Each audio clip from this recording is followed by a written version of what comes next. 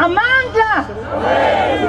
On the 10th of August, we marched to the Union buildings in Pretoria and the Parliament in Cape Town, where we handed over memorandums to government leadership demanding the following to be met to avoid a full-blown strike: a 8.6% general salary increase, equalization of medical aid subsidy, 1,000 Rand housing allowance, full implementation of Resolution 1 of 2007, 1st April implementation, single-term agreement. Government failed to listen to us, and we went on an unnecessary, indefinite strike that has badly affected all of us as the working class and has threatened to plunge our country into a crisis. The state did not give the revised offer, but instead unleashed the state security machinery to attack us without provocation and try to break our legal and peaceful picket lines. We saw the Minister of DPSA wasting more money to take out newspaper and television adverts and to confuse the members of the public with his misinformation campaign. We have been beaten, arrested, and vilified by government. The members of our communities, in particular the poor, have struggled to continue with their lives because they solely depend on the services we render. This government needs to take full responsibility for the chaos that this country is in, and our people need to join us in putting pressure on the employer for the speedy resolution of this dispute so that we can all focus on delivering the much needed services to our communities. Today we are here to warn government again that our country does not need the stubbornness and lack of leadership that has been evident over the last couple of weeks. Our communities expect government to show leadership in order to avoid plunging this country into further chaos. So far, we have not seen that responsible leadership. Instead, we have seen the worst brutality by the police. This is what we expect and demand government to do as of today. We expect a revised offer to be presented to council as soon as today, and these negotiations to be completed as soon as possible, because using volunteers and the army is not sustainable to deliver the much needed services to our people who are suffering.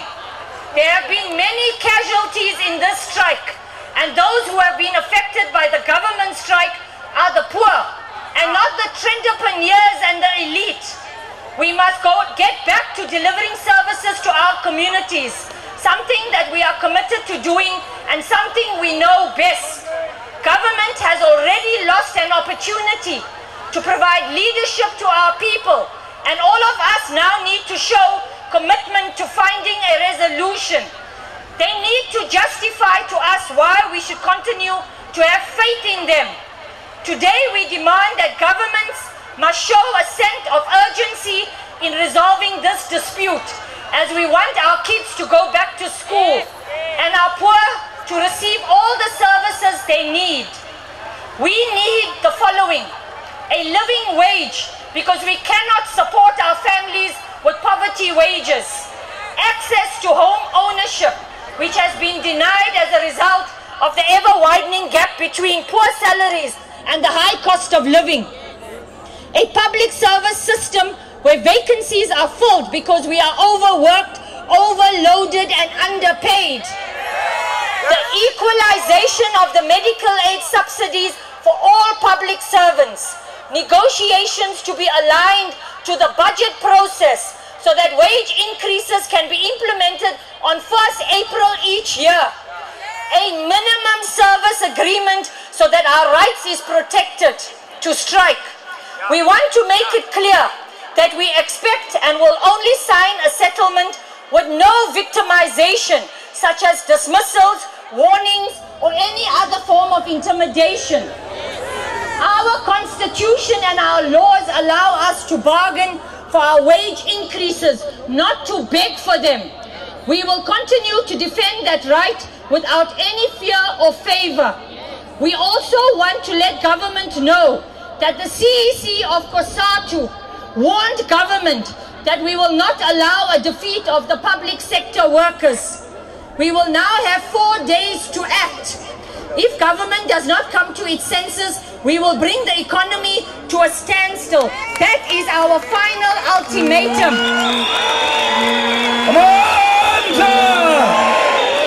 We want 8.6 and we want it now!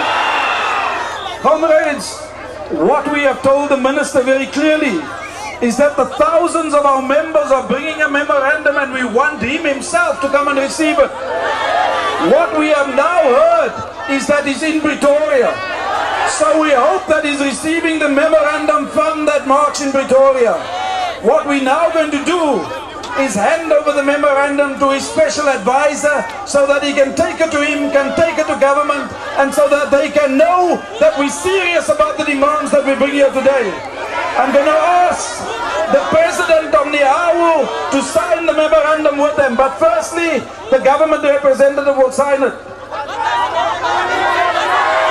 Sign, sign, sign, sign, sign, sign, sign, sign, sign, sign.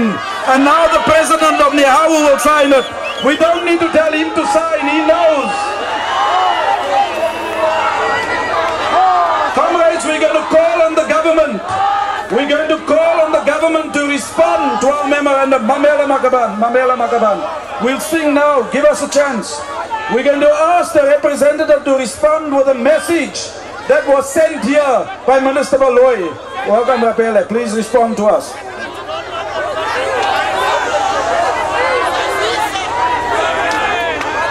Thank you very much, Provincial Secretary, President of Nihawu. On behalf of the Minister for Public Service and Administration, we accept the memorandum, and I will make sure that this memorandum reaches the Minister and Cabinet today. Minister Baloyi couldn't be here. He is in Pretoria. Thank you very much. Thank you very much.